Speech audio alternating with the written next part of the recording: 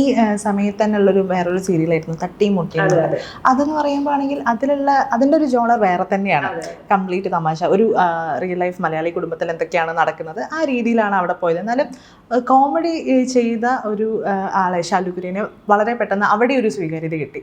അവിടെയാണെങ്കിൽ അഭിനയിക്കുന്നത് ഇപ്പോൾ മഞ്ജുപിള്ളി ആണെങ്കിലും അതേപോലെ KPC ആണെങ്കിലും വലിയ ഒരു താരനിരയുടെ ഒക്കെ ആയിരുന്നു. എങ്ങനെയായിരുന്നു ആ ഒരു എക്സ്പീരിയൻസ്? എനിക്ക് സത്യം പറഞ്ഞ ഒരു സീരിയലിന്റെ അല്ലെങ്കിൽ ഒരു സിറ്റ്കോം, ഞാൻ സിറ്റ്കോം ആദ്യമായിട്ടാണ് ചെയ്യുന്നത്, തട്ടിയും മുട്ടിയും ആദ്യമായിട്ടാണ് ചെയ്യുന്നത്. അപ്പോ ഒരു ഓൾറെഡി പോകുന്ന ഒരു പ്രൊജക്ടിന്റെ ഇടയ്ക്കൊന്ന് കയറി കഴിഞ്ഞാൽ നമുക്ക് പൊതുവേ ഉള്ളൊരു വിശ്വാസം എന്ന് പറഞ്ഞാൽ ആ ഒരു ക്യാരക്ടറിനെ എപ്പോൾ വേണമെങ്കിലും തട്ടിക്കളയാം.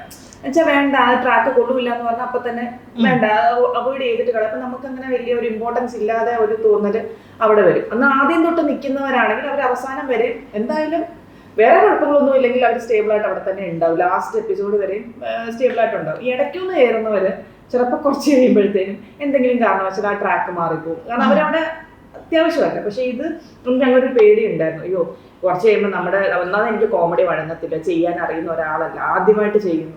അപ്പൊ ഞാൻ ചേച്ചിയോട് ചോദിച്ചു, ചേച്ചി ഞാനിതുവരെ ചെയ്തിട്ടില്ല, എന്നെ കൊണ്ട് പറ്റുമോ?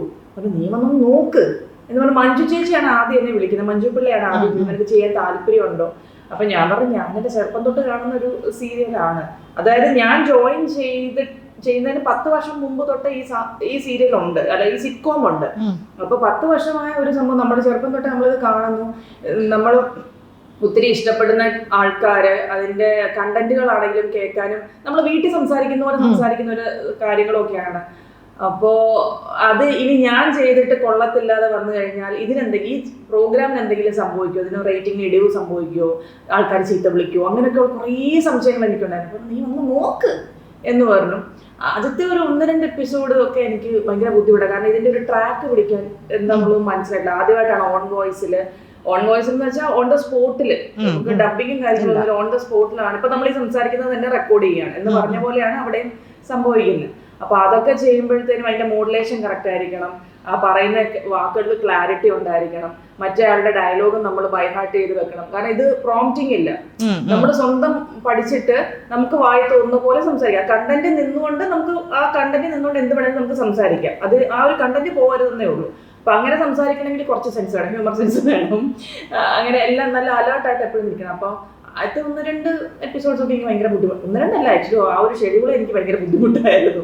ഇത് കാരണം എനിക്കിന്ന് ക്യാച്ച് ചെയ്യാൻ ഭയങ്കര ബുദ്ധിമുട്ടായിരുന്നു. പക്ഷെ അവരെന്നെ ഒത്തിരി സഹിച്ചു. കാരണം അവർക്ക് ഞാൻ മതി എന്നുള്ള ഒരു ഇതായിരുന്നുകൊണ്ടായിരിക്കാം, എനിക്ക് അറിഞ്ഞുകൂടാ. അവരെനിക്ക് വേണ്ടി ഒത്തിരി സപ്പോർട്ട് ചെയ്തു എല്ലാവരും. മഞ്ജു ചേച്ചി ആണെങ്കിലും ലളിതാമ്മയാണെങ്കിലും ഡയറക്ടർ മനോജ് സാറായിരുന്നു ഞാൻ ചെയ്തപ്പം. അദ്ദേഹം പിന്നെ സീല് പോയി. അത് കഴിഞ്ഞിട്ട് ഇപ്പം വേറെ മനോരമയിൽ ഒരു സീല് ചെയ്യുന്നുണ്ട് അദ്ദേഹം. അപ്പൊ അവരാണെങ്കിലും ബാക്കി ക്രൂ മെമ്പേഴ്സ് ആണെങ്കിലും എല്ലാവരും ഭയങ്കര സപ്പോർട്ടായിരുന്നു. നിന്നെ കൊണ്ട് പറ്റും, നിന്നെ കൊണ്ട് ചെയ്യാൻ പറ്റും. അവരൊത്തിരി ക്ഷമയോടുകൂടി എന്നെ സപ്പോർട്ട് ചെയ്ത് നമുക്ക് ഷെഡ്യൂളായപ്പോൾ ഓക്കെ എനിക്ക് ട്രാക്ക് മനസ്സിലായി എന്താ സംഭവം എന്നുള്ളതായിരുന്നു. പിന്നെ അവരുമായിട്ടൊക്കെ നല്ല കമ്പനി ആയി കഴിഞ്ഞാൽ ഉണ്ടല്ലോ, നമ്മൾ ക്യാമറ ഓൺ പറഞ്ഞാലും നമുക്ക് ആ ക്യാരക്ടേഴ്സായിട്ട് പെട്ടെന്ന് സംസാരിക്കാൻ പറ്റും. ആദ്യത്തെ ആ ഒരു പേടി മാറി കഴിഞ്ഞത് എന്താ ഏതാന്നുള്ള പേടി മാറി കഴിഞ്ഞപ്പം സാധാരണ നമ്മൾ വീട്ടിൽ നിന്ന് സംസാരിക്കത്തില്ല, അതേപോലെ ഇങ്ങനെ അങ്ങ് സംസാരിക്കാൻ പറ്റും. അതൊക്കെ ഇത് ഡയലോഗ്സ് ആയിട്ട് തന്നെ പുറത്തു വരുള്ളൂ. എന്തെങ്കിലും ടിപ്സ് ഒക്കെ അവർ പറഞ്ഞു തന്നിട്ടുണ്ടായിരുന്നു? ലളിതാമ്മയാണെങ്കിൽ അല്ലെങ്കിൽ മഞ്ജുപിള്ളി ആണെങ്കിൽ എന്തെങ്കിലും ടിപ്സ്? അഭിനയിക്കണ്ടെന്ന് പറഞ്ഞു, അഭിനയിക്കരുത്. ഇപ്പൊ നിനക്ക് ഈ പറഞ്ഞ ഇപ്പൊ കൈ ഇങ്ങനെ വെച്ച് സംസാരിക്കുന്നു, അതിനകത്ത് അവിടെ റെസ്ട്രിക്ഷൻസ് ഇല്ല. നിനക്ക് എങ്ങനെ തോന്നുന്നോ അത് എന്ത് വേണേലും പറഞ്ഞോ, വേറൊരാൾക്ക് ഫീൽ ചെയ്യുമോ അങ്ങനെ ചെയ്യുമോ. പക്ഷെ അത് പുറത്തുള്ള പബ്ലിക്കിനെ ഹർട്ട് ചെയ്യുന്ന വാക്കുകൾ, ചില വാക്കുകളുണ്ട്, അത് അങ്ങനെ സംസാരിക്കരുത്, അത് കോൺഷ്യസ് ആയിരിക്കണം. അല്ലാതെ ഇപ്പൊ എന്ത് വേണമെങ്കിലും നിനക്ക് സംസാരിക്കാം. കണ്ടന്റിന്റെ വെളിയിൽ പോകരുത്, അത്രേ ഉള്ളൂ. നിനക്ക് എങ്ങനെ വേണമെങ്കിലും നിന്നോ ഇരുന്നോ വേണമോ എന്ത് വേണമെങ്കിലും സംസാരിക്കാം. അപ്പൊ റെസ്ട്രിക്ഷൻസ് ഇല്ല. മറ്റേതെന്നൊക്കെ പറഞ്ഞു കഴിഞ്ഞാൽ നമ്മൾ അയ്യോ അങ്ങോട്ട് മാറുത്, ഫ്രെയിം ഔട്ട് ഇങ്ങോട്ട് മാറുത്, ഇങ്ങോട്ട് പോകല്ലേ, നമ്മൾ ഇങ്ങനെ തന്നെ സംസാരിക്കണം. കുറെ റെസ്ട്രിക്ഷൻസ് ഉണ്ട്, എന്നാലേ അവർക്ക് അത് ചെയ്യാൻ പറ്റും. ഇവിടെ റെസ്ട്രിക്ഷൻസ് ഇല്ല, 2-3 ക്യാമറകൾ കാണും. അപ്പൊ ഏതെങ്കിലും ക്യാമറകളൊക്കെ കിട്ടിക്കോളും. സാധാരണ ഒരു സീരിയൽ എന്ന് പറഞ്ഞാൽ ഒരു ക്യാമറ കാണത്തുള്ളൂ. അപ്പൊ അതുകൊണ്ട് ലിമിറ്റേഷൻ ഉണ്ട്, ആ ഫ്രെയിമിന് ലിമിറ്റേഷൻ ഉണ്ട്. മറ്റേത് 2-3 ക്യാമറകൾ ഉള്ളപ്പോഴത്തേനും നമുക്ക് എങ്ങോട്ട് വേണമെങ്കിൽ നീങ്ങി ഓടി നടന്നൊക്കെ സംസാരിക്കാം. ആരും അവിടെ റെസ്ട്രിക്ഷൻസ് ഇല്ലാത്തതുകൊണ്ട് അത് സുഖമാണ് അഭിനയിക്കാൻ.